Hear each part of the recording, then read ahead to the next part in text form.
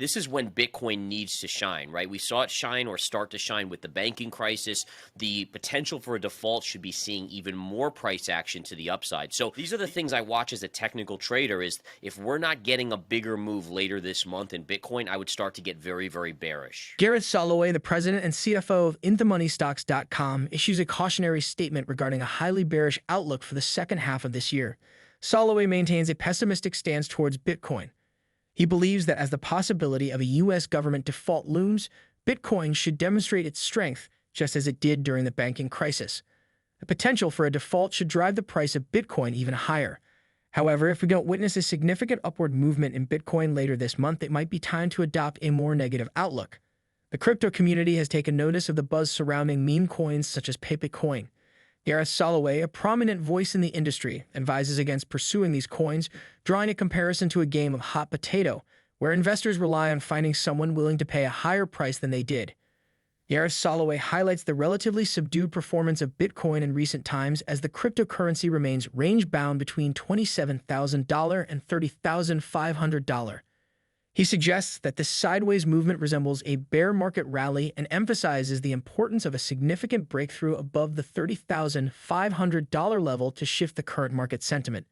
Don't forget to subscribe to our channel and click the notification bell icon to stay updated with our latest content. Well, it certainly does seem like that. If you look at some of the meme coins that are going nuts, the speculation that's going on in a lot of the crypto sphere, it does seem like the floodgates are opening. But price action on Bitcoin, while a little bit of a pop today, it's not enormous. It's taking us back to levels we were just at 2 days ago. And I would dare say that we're still stuck in this trading range of around 30,500 to 27,000. Basically, if you decide to invest in it, or as I should say, you gamble with it because it's not really an investment, you're just hoping that someone else is willing to pay higher than you were. So it's essentially a hot potato, right? Or musical chairs. And you just don't want to be left out when the music stops and not have a chair to sit in. So again, this is one of those things where to me, I prefer to go to the casino. I understand that I walk into the casino, I probably will lose my money, but at least I get free drinks. I get to hang out with my buddies and have a great time. Or you can sit behind your computer at home and play Pepe. It's one or the other, right? So for me, this is more than anything a warning sign of the froth in the market that's back. And that to me is a bigger macro indicator that I use in my analysis. So for me, it's not about playing Pepe. It's about what does that mean about speculation and what does that tell us about market conditions? And to me, that tells us that we're very near some sort of bigger dip in the overall market. Over the past week, the price of Bitcoin has experienced a decline of 9.47%. In the last 24 hours alone, the price has dropped by 3.95%. Additionally, in the past hour, there has been a decrease of 1.66% in the price. The circulating supply of Bitcoin is currently recorded at 19,370,906 Bitcoin. Gareth Soloway, a trusted authority in the crypto space, believes that the crypto winter might be far from its end. He cautions investors to exercise caution and not be swayed by the recent revival of Bitcoin, suggesting that it could potentially be a bull trap. Gareth Soloway also addressed the topic of government regulations, expressing his viewpoint that regulatory actions are being delayed until the launch of central bank digital currencies. He highlights the correlation between CBDCs and the pace of regulatory developments in the crypto space. We have that trend line that I had in last time we discussed it, right at that 30,500 level. We pierced it briefly a couple times and then came right back in. And we've really gone into this sleeper mode. If you go back to, mid-March, we're still sideways in this 27 to 30,000 range. So to me, this is a level that is still reminiscent of a bear market rally. If we get above, like I said last time, above that 30,500 level, we can start to talk about maybe the low was 15.7, but as of now, I don't see that, and I still see speculation. I mean, in trading markets, including commodities and cryptocurrencies and stocks and everything else, bottoms are made when there's massive amounts of fear, and people are very skeptical initially when something takes off. With Bitcoin, it hasn't been like that. We've seen the speculation in Pepe Coin and all these other meme coins. It's a casino.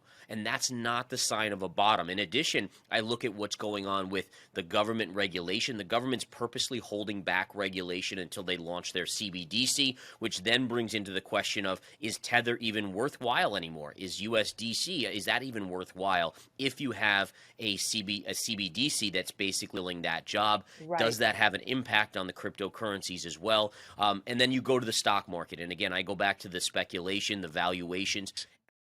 China continues to bolster its gold reserves for the sixth consecutive month, joining a global trend of central banks expanding their holdings of this precious metal. This surge in purchases comes as central banks worldwide seek to diversify their assets and safeguard their reserves against growing geopolitical tensions and economic uncertainties. The substantial acquisition of gold by central banks in the past year serves as a strategic move to mitigate the potential effects of a weakening U.S. dollar and widespread inflation. Gareth holds the belief that currently individuals and nations will continue to seek the U.S. dollar as a safe haven. Although this sentiment is expected to gradually shift over a decade-long timeframe, he anticipates a gradual narrative transition where the perception of the dollar as a safety net will evolve over time. So I think with China doing what they're doing, it's twofold, right? So they're fully aware of the printing that has gone on from basically every central bank in the world. That obviously leads towards gold being something that people want to hold on to. In addition, I think it's part of that Cold War, if you will, with China, where they're trying to diversify out so that if they decide to invade Taiwan, they're not at the mercy of complications from the United States by holding too many treasuries or doing anything else, right? So I think these are all methods that they're using to try to free themselves from having the U.S. have too much control over them. Just from our perspective, gold is behaving beautifully. You know I've been a huge bull on gold since last year even. And again, what we see is it's now hit what we call a triple top on the chart.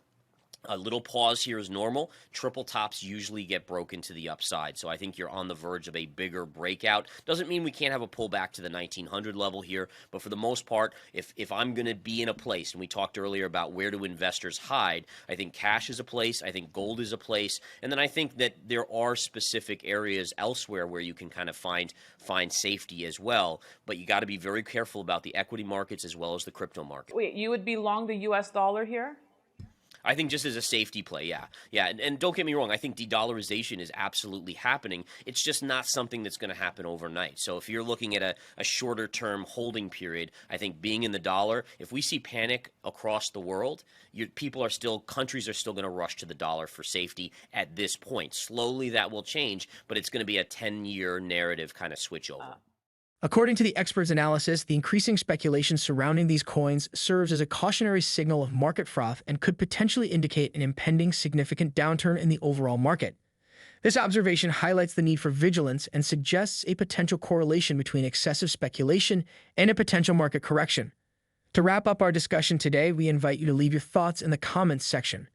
If you found this content useful, please show your support by giving it a thumbs up and subscribing to our channel for the latest news and videos. Thanks for joining us.